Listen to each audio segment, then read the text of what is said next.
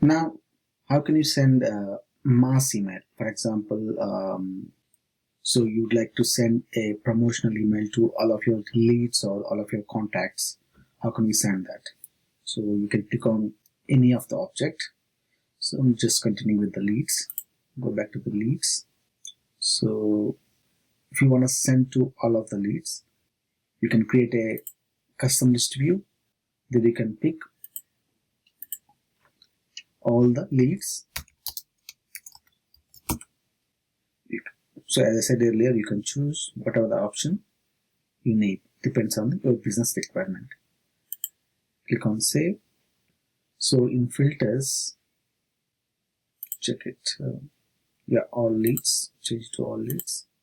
Yeah, that's it now. So we got 27 leads. So how can you select all those leads? Just clicking on this checkbox. So in these out of 27 leads, if you don't want to send email to some of the leads, you can unselect those. Then after, click on this down arrow. There you can see send list email. So we can enter the subject, whatever you need. In the email body, you can type the custom email body, or as I said earlier, you can select a template. You can take any of the template. I'm going to take this, then click on send.